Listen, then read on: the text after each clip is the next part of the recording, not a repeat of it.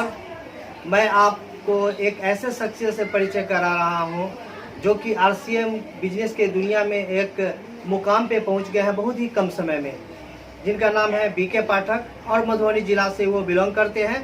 अभी हमारे साथ बैठे हुए हैं। प्रणाम सर, जय श्री राम। जी नमस्कार, जय श्री सर, आपसे कुछ जिज्ञासा था, कुछ जानकारी चाहिए थी जिससे कि नए जो आरसीएम बिजनेस में आ रहे हैं उनको सहयोग मिले।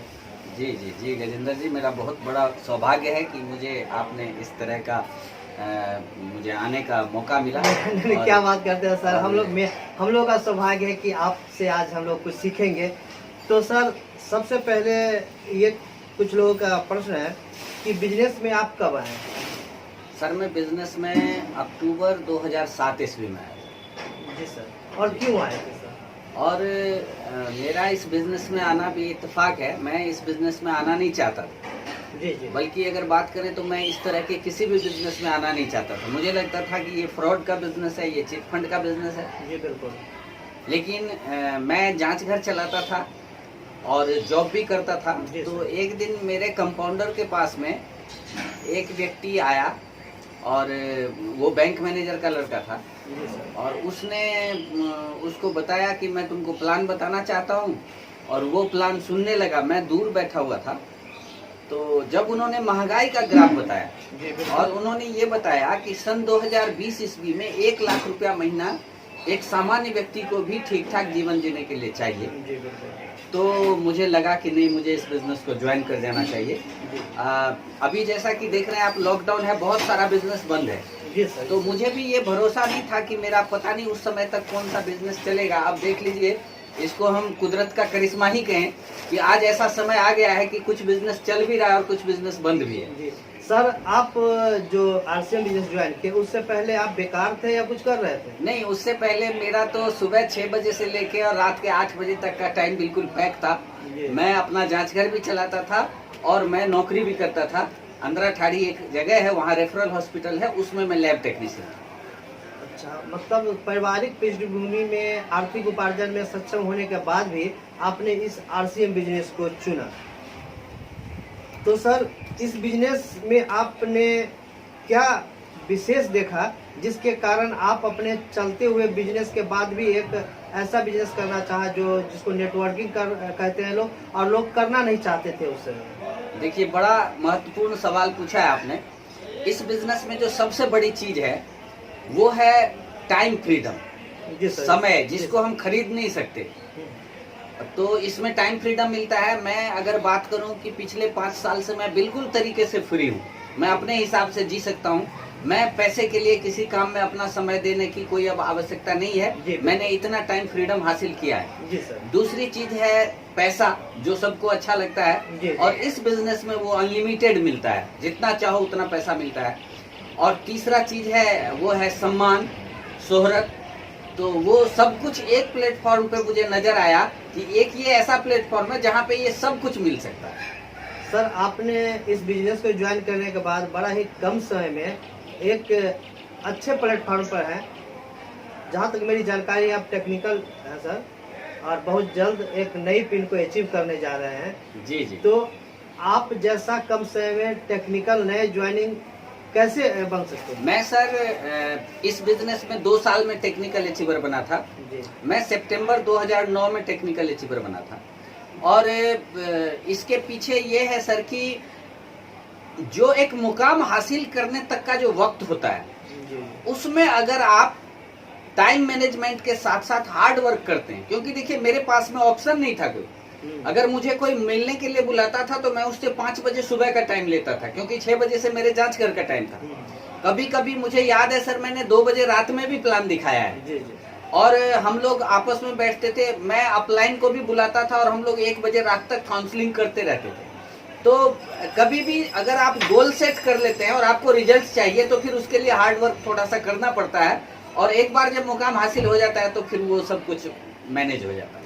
जी, ऐसा देखा गया सर कि आपका तो एक बहुत बड़ा नेटवर्क है, बहुत बड़ा ग्रुप है। तो ग्रुप में कुछ लोग आगे बढ़ रहे हैं, बहुत से ऐसे हैं जो बहुत पीछे हैं। तो इसका क्या रीजन हो सकता है? क्योंकि आप तो सबसे प्यार करते हैं, सबको बताते हैं, सबको आगे बढ़ने की प्रेरणा देते हैं। तो कुछ लोग बहुत आगे हैं और बहुत से लोग उतना ज्यादा आगे नहीं बढ़ पाए हैं। देखिए क्या सर, रीजन है? इसके लिए है कि हमारा जो संबंध होता है एक दूसरे से, क्योंकि हम तो किसी को आगे बढ़ाना चाह रहे हैं, लेकिन वो आगे बढ़ना चाह भी रहा है, लेकिन वो हमसे संबंध नहीं बना पा रहा है, या हम उससे संबंध नहीं बना पा रहे हैं, क्योंकि संबंध एक ऐसा चीज है जो दोनों तरफ से बनता है, ये एक तरफ से नहीं बनता। जी सर। अगर मान लिया मेरे चाहने से केवल हो जाता, तो मैं अपने पूरे परिवार में सबको टेक्निकल अचीवर बना लेता, जी बिल्कुल। लेकिन ऐसा नहीं है। वो हमसे दूसरी तरफ से संबंध रखना चाह रहे हैं, लेकिन वो आरसीएम की तरफ से मेरे साथ संबंध नहीं रखना चाहते हैं। अच्छा। तो ये एक कारण है कि जो लोग इस सिस्टम को समझ के, जिनका विजन क्लियर होगा और जो इसमें कामयाबी के लिए मेरे से संबंध रखना चाहेंगे, वही कामयाब हो पाएंगे। तो सर, आप ही लोगों जैसे लीडर से बात करके मैंने जाना है कि एक विषय है आप आरसीएम में कि लर्न, टीच, प्रमोट, या बोलचाल के भाषा में कहूँ तो खरीदना, बेचना, जोड़ना, ये दोनों एक नए जो आरसीएम करने वाले हैं उन पे कहाँ तक उचित बैठता है, जरा इसके विषय में बताएं। देखिए सर, आपने बहुत अच्छा सवाल पूछा, लेकिन दो सवाल एक साथ पूछ लिया।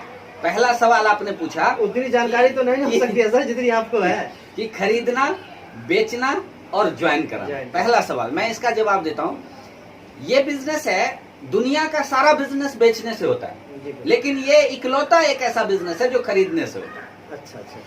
तो अगर खरीदने से बिजनेस होगा और हम खरीदेंगे ही नहीं, तो फिर बिजनेस नहीं होगा। नहीं हो पाएगा। तो कई बार क्या होता है, बहुत सारे लोग खरीदते तो हैं, लेकिन वो सारा सामान नहीं खरीदते जो उनको खरीदना चाहिए। जैसे उनको कपड़े चाहिए, लेकिन वो थोड़ा थोड़ा सामान खरीदेंगे तो नहीं होगा। तो अगर आप इस बिजनेस में कामयाब होना चाहते हैं, मैं सारे व्यूअर्स को बताना चाहता हूँ, तो उनको सबसे पहले अपने पास में सामान का स्टॉक रखना होगा। ठीक है। अब दूसरी बात आई बेचने की। तो देखिए, ये भी सत्य है कि आज तक दुनिया में जो भी अमीर हुआ है वो बेच के ही अमीर हुआ है। तो बेचने के लिए मैंने जैसे बताया कि खरीदना पड़ेगा। अब जब आप खरीदेंगे तो वो अपने आप बिकेगा। मैं ये नहीं कहता हूं कि आप झोला लेके घर घर जाइए, मत जाइए। आप सामान खरीद के रखिए। इस सामान की प्रकृति ऐसी है कि ये अपने आप बिकेगा। बेचना भी हो गया। अब तीसरा है ज्वाइनिंग। जब लोग सामान खरीदेंगे और लोग जब सामान का इस्तेमाल करेंगे, तो उनको भी कुछ ना कुछ बेनिफिट, दुनिया में बेनिफिट ही एक ऐसा चीज है जो सबको नजर आता है, और जब उनको नजर आता है तो आप उनको ज्वाइन करा दें। ये आपका पहला सवाल हो गया, जिसमें खरीदना, बेचना और ज्वाइन करना। अब आपका दूसरा सवाल पे हम आते हैं। वो सवाल है आपका LTD, यानी लर्न, टीच एंड डुप्लीकेट। अच्छा। इस बिजनेस में, दुनिया का ये एक ऐसा बिजनेस है, तमाम चीजों में ये कहा जाता है कि नकल मत करो। नकल करने पे केस हो जाता है। अगर आप स्टूडेंट हैं, नकल करते हुए पकड़े जाएंगे तो आप एक्सपेल्ड हो जाएंगे। अगर आप किसी चीज का, किसी ने कोई आविष्कार किया, उसका नकल करेंगे तो आप पे वो केस कर देगा। आप देखें यूट्यूब पे आप कोई चैनल पे डालते हैं, अगर उसका कोई नकल करे तो केस हो जाएगा। दुनिया का एकमात्र ये ऐसा बिजनेस जिसमें आपको अपने अपलाइन की नकल करनी होगी। और आप जब अपलाइन की नकल करते हैं, यानी कि टीच, LTD यानी लर्न करते हैं, आप सीखते हैं, उनकी नकल करते हैं, यानी आप सीखते हैं। और उसके बाद में टीच, जो दूसरा पार्ट है, जो आपने अपलाइन से सीखा वो आप अपने डाउनलाइन को सिखाते हैं। केवल वो, ऐसा नहीं कि जो अपलाइन कर रहे हैं वो हम डाउनलाइन को सिखा रहे हैं बिना सीखे। नहीं, पहले सीखना है, स्वयं सीखना है, और फिर उसके बाद में सिखाना है। और जब आप अपने अपलाइन का डुप्लीकेट हो जाएंगे, तो आप जिनको सिखाएंगे वो भी आपका डुप्लीकेट हो जाएंगे, और आप देखेंगे कि upline is equal to downline. बिल्कुल सर, अपना बहुत ही कीमती समय निकाल के मेरे पास आए हैं। बस एक दो और जिज्ञासा है। जी। तो सर, एक और प्रश्न आता है लोगों के बीच में कि जब आप इतनी जानकारी दिए हैं, तो एक बात और कह दीजिए सर, आरसीएम बिजनेस ही लोग क्यों करें? क्या जो पहले कर रहे हैं उसको एक छोड़ दें, या उसको करते हुए आरसीएम बिजनेस करें, और करें तो क्यों करें? देखिए सर, ये जो आरसीएम बिजनेस है, ये पार्ट टाइम का बिजनेस है तब तक जब तक कि आपका जो पहला बिजनेस है, जो प्रीवियस बिजनेस है आपका, उससे दोगुना पैसा इसमें नहीं आने लगे। जी बिल्कुल। मैं आपको बता दूं, मेरा जांच घर आज भी चलता है। फर्क सिर्फ इतना है कि मैं खुद कुछ नहीं करता हूं, मेरे स्टाफ काम करते हैं। और मैंने जब नौकरी को रिजाइन दिया उस समय में मुझे नौकरी में सन 2009 ईस्वी में 8,000 रुपया मिलता था 8 घंटे काम करने का। लेकिन पार्ट टाइम काम करके मैं इस बिजनेस में आया था और मुझे याद है कि सितंबर 2009 का जो मेरा कमीशन था वो था 39,750 रुपये, यानी कि जो प्रीवियस इनकम था उससे 5 गुना। तो जब मुझे उससे 5 गुना ज्यादा इनकम आने लगा तब मैंने इस मतलब जो मेरा नौकरी था, जो गवर्नमेंट जॉब था, मैंने उसको छोड़ा। तो मैं सभी लोगों से यही कहना चाहूंगा कि इस बिजनेस में आए और एक बार टेक्निकल अचीवर बन जाए, फिर आप प्रीवियस को छोड़ भी देंगे। और वैसे मेरा ये मानना है कि आपको प्रीवियस को छोड़ने की जरूरत नहीं है, उसको मैनेज करने की जरूरत है। अगर मैनेज करेंगे तो मुझे भी लगता था कि जांच घर में मैं काम करता हूं तो मेरे बदौलत इतना पैसा आता है, लेकिन जब मैं वहां से हटा तो मुझे लगा कि नहीं, जांच घर में तो मैं 5,000 का आदमी था, वो 5,000 का आदमी रख दीजिए, आप फ्री हो जाइए, आप फ्री। और सर बहुत से जिज्ञासाओं का समाधान हुआ और अंत में जो नए नए आरसीएम बिजनेस को ज्वाइन किए हैं, जो बहुत आगे बढ़ गए हैं, उनके लिए भी ये आपका विचार सुनना उचित होगा। और जो नए नए हैं उनके लिए आपका क्या संदेश है, जिसको सुनकर, जिसको जानकर वो इस बिजनेस को अपनाकर आगे बढ़ेंगे, एक संदेश दे दीजिए सर। देखिए, मैं तमाम व्यूअर्स को एक बात कहना चाहूंगा कि आप मानव के रूप में धरती पे जन्म लिए हो, तो जब कोई जन्म लेता है और जब वो बड़ा होने लगता है तो उसके कुछ सपने होते हैं। और सभी लोग जब 8th, 9th, 10th में होते हैं तो बड़े बड़े सपने देखते हैं। जी बिल्कुल देखते हैं। लेकिन जैसे ही वो और बड़े होते हैं और उन्हें मार्केट में बेरोजगारी झेलना पड़ता है या मार्केट में रोजगार का तलाश करना पड़ता है, शादी हो जाती है, बीवी बच्चे हो जाते हैं, तो धीरे धीरे वो अपने सपनों को छोटा करने लगते हैं। हाँ। तो साथियों, ये सबके साथ होता है, मेरे साथ भी हुआ था।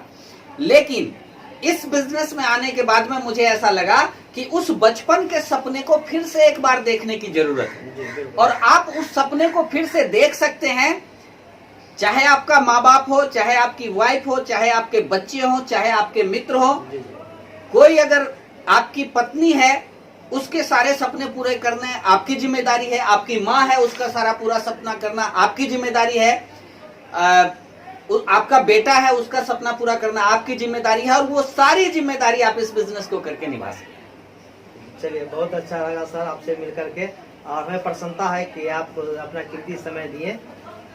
तो आपने देखा कि हमारे साथ बने हुए थे बीके पाठक सर, जिनसे हमने आरसीएम के बहुत से सुलझे रहस्यों के विषय में जाना, और जाना कि आरसीएम बिजनेस करके कैसे हम उतना कमा सकते हैं जितना कमाना चाहते हैं, और उतना अधिक कमा सकते हैं कि जितनी हमें जरूरत नहीं है, जरूरत से ज़्यादा भी कमा सकते हैं।